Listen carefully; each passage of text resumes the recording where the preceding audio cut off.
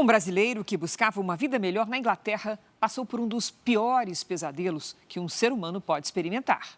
No último capítulo da nossa série especial sobre inocentes presos, a história do baiano Alexandre. Ele ficou 6 anos em regime fechado num país estrangeiro depois que um colega de quarto foi pego com uma pequena quantidade de droga.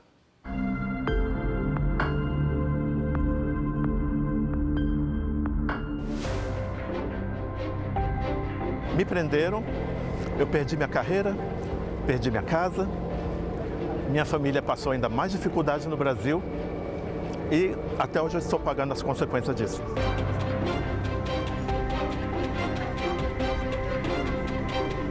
Este homem foi condenado não no país em que nasceu, mas naquele em que havia escolhido para viver. Alexandre saiu do Brasil em 1989, quando tinha 26 anos. Foi para a Inglaterra tentar mudar o próprio destino, mas a história de realizações pessoais foi radicalmente interrompida.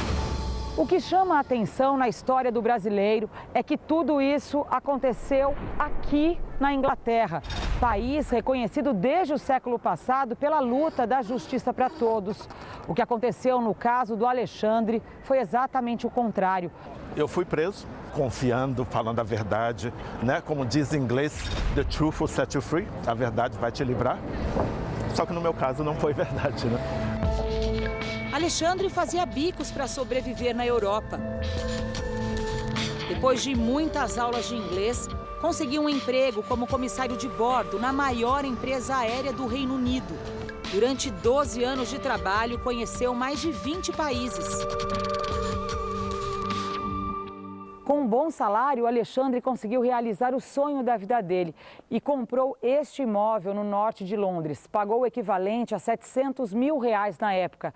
Só que a família dele passava por dificuldade financeira no Brasil. Ele decidiu, então, alugar o imóvel e veio morar aqui neste outro com um conhecido dele, também brasileiro, para dividir o aluguel, economizar e enviar dinheiro para a mãe no Brasil. Só que a polícia fez uma busca aqui no imóvel e encontrou drogas lá no quarto do colega dele. Alexandre tinha se mudado há apenas 10 dias e na hora não estava em casa. Um vizinho avisou sobre a presença da polícia, que não tinha mandado de busca. Quando eu saí do metrô, entrou essa mensagem dizendo que tinha polícia na casa procurando um dos meus colegas. Eu voltei para falar com eles, né? Estas fotos mostram a droga apreendida no quarto do amigo dele. 20 gramas de cocaína e 2 comprimidos de metanfetamina, uma droga estimulante sintética. A quantidade de droga que foi apreendida nesse flagrante da polícia inglesa pode ser caracterizada, seria caracterizada facilmente como uma apreensão para, no máximo, um uso da droga. Me apresentei para eles, quem eu era e tudo mais, e me algemaram, dizendo que tinha droga na casa. No quarto do Alexandre não havia drogas. Algemado na sala da própria casa, ele explicou que era comissário de bordo e que só havia dormido ali 3 noites. Mas os policiais suspeitaram que Alexandre fornecia drogas para o colega. Ah, ele é comissário de bordo? É brasileiro também? Ah, então vai ser ele. Alexandre teve os sigilos telefônico e bancário quebrados. Nada irregular foi encontrado.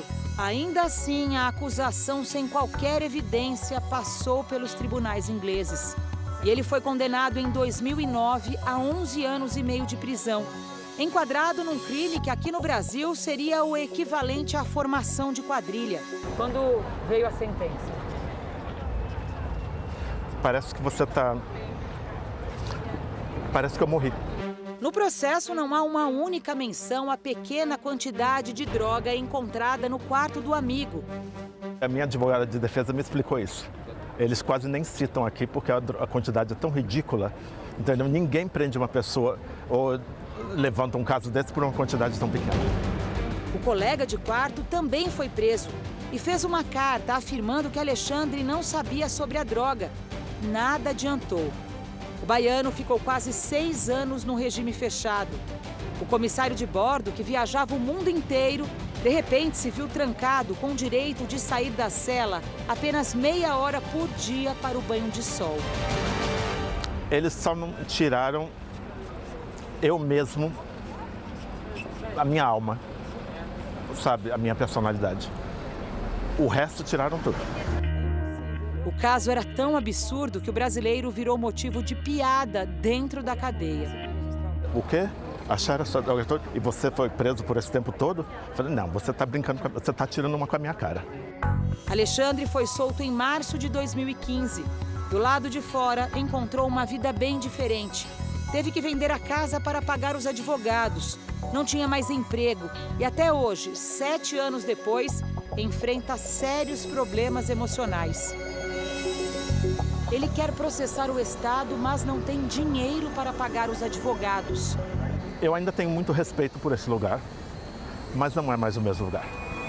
Na Inglaterra, histórias como a do brasileiro têm sido cada vez mais comuns. O país criou uma comissão pública independente para analisar casos de inocentes presos sem provas. O que a prisão desse brasileiro na Inglaterra, da forma como ocorreu, um flagrante de tráfico, vamos dizer assim, forjado, uma vez que ficou caracterizado que não era tráfico, depois uma imputação de associação criminosa, quando o tráfico ele é descaracterizado, demonstra que a prisão de inocentes não é uma exclusividade do Brasil. Há pelo menos 2 décadas, chefes e autoridades da polícia britânica se envolveram em escândalos de corrupção, má conduta e investigações falhas. Indícios de uma polícia que prende demais e ultrapassa os limites da lei para maquiar as estatísticas de criminalidade. Hoje, aos 56 anos, Alexandre não tem mais a ilusão de ser feliz na Inglaterra. O país que representava oportunidades virou sinônimo de injustiça. Eu quero voltar para o Brasil, eu quero ficar perto da minha família, eu quero olhar para frente. A repórter Thaís Furlan conta os bastidores de nossa série dessa semana em uma reportagem especial que preparamos para você com fotos e vídeos exclusivos lá no portal r7.com.